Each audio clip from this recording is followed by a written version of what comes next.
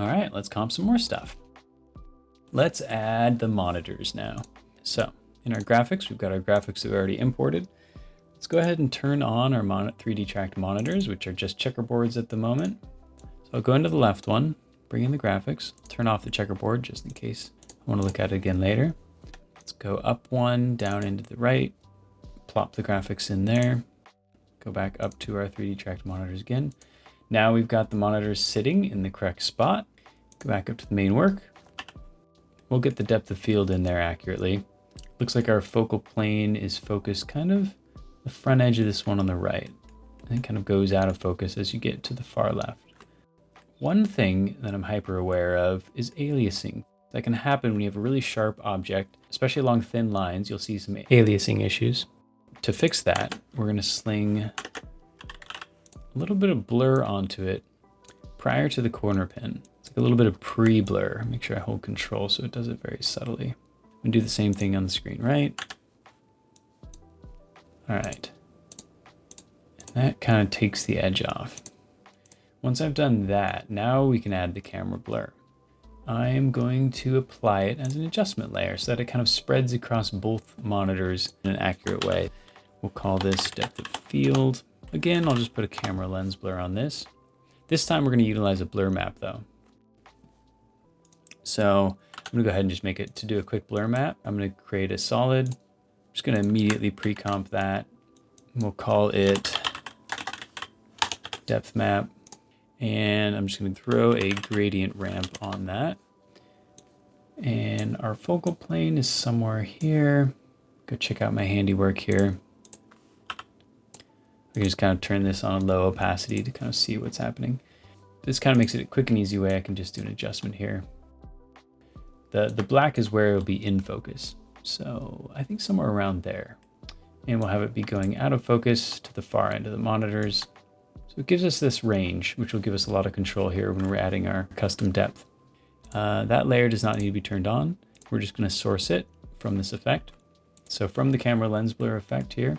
Right now, because it's on adjustment layer, you'll see that it's affecting the entire plate. What I'm actually going to do to fix that for right now, I'm going to take this plate, put it on top of the comp on like an add blending mode and lock it real quick so I can see what's going on. Definitely a lot less here. For the blur map, I'm going to go ahead and select that depth map we just made. And immediately you can see that the graphics on the right are in focus and they are getting further and further out of focus as it goes to the left, which is exactly what we want. I'll go ahead and do the same things I did to the other effect where I made roundness 100, aspect ratio, slightly anamorphic, little diffraction fringe.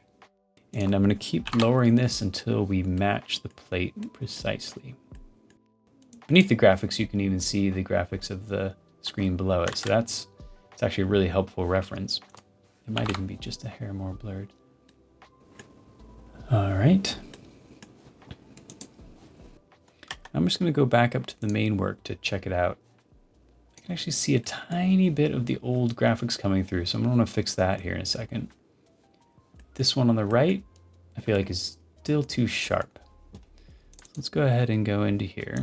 I'm going to do a fast blur this time on the other side of the power pin. There we go. So again, that helped with the anti-aliasing issues. Still feels kind of weirdly sharp at the top. Ah, that's the old graphic bleeding through. One thing I'm actually going to do here, we have full control over these screens, and I think these are supposed to look more sci-fi anyway. Right now they look a little bit older. So what we should actually do is thin up the bezels on the edge anyway. The quickest way to do that would be to go into here, and in our CC power pin, we've got our quick and easy expansion properties. So we can just go ahead and start expanding these out a little bit. I'm going to try, let me see what happens if I expand this. Oops, I need to make sure to turn off repeat edge pixels on this fast blur here, because what that ended up doing was cropping it down to where the original boundary box was. Let's do something kind of like that. So I'll do 4 on top. I should probably do the same on the bottom. Maybe a little bit on the right and a little bit on the left to match it.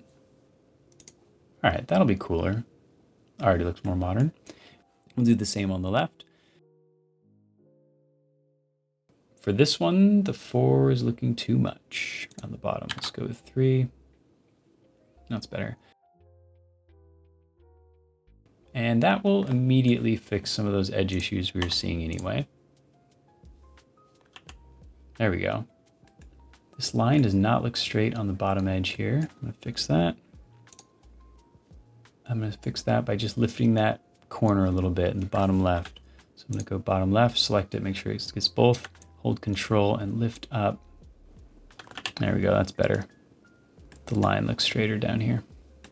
And if I compare the graphic against the plate that's around it, it's all sitting in there with the right amount of blur and defocus. Excellent. One thing I actually, while zooming in on these monitors here, I can already tell that they're too dark. It's always kind of it's always a red flag when you see the black values going darker than the darkest shadows of your plate even. That's an immediate red flag that compositing is not working at the moment. So to fix that quickly, we just need to do like a very subtle lift on the blacks. Gonna pull them up. And if I'm zooming in on a dark area here, sorry, make it easier to see. As soon as you start adjusting that value, you'll see it start to lift.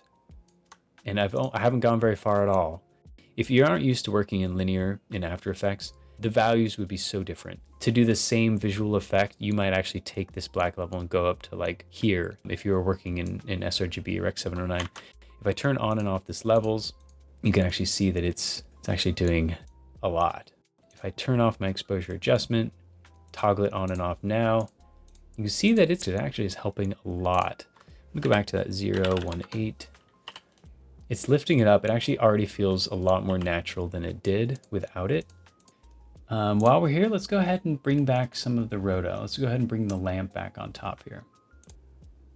All right, let's do it as a little patch here. So put the roto back to 100. So I'm going to take a copy of our plate denoise, duplicate that. Let's use the red channel this time from our roto work. I'm going to go ahead and put a shift channels on it. Change these all to red. Track matte that with Luma instead of alpha. Oops, turn it on. There we go. And immediately our lamp just popped right back on top. It's also pulling him, which in this case we might not want. We've already done that work in the exterior work. It could negatively impact some of those edges we've already dialed in. So what I'm going to do here is create a quick garbage matte that just uses the roto we need to bring the lamp and mug back on top of the monitors. So it's just going to select this area. So it's just bringing back the plate over the graphics in this area. Another way of doing this, which would work just as well, I could delete this. We could actually just have our monitors themselves. This layer can track matte the roto work with that layer. Again, switch to Luma. I'm going to have to invert it this time, and that's going to do the same function. If we solo the monitors and I turn on alpha, you can see how it's using that Rotomatte to cut away the pieces that it needs to cut away from the graphics. So that works well. All right, graphics are looking good.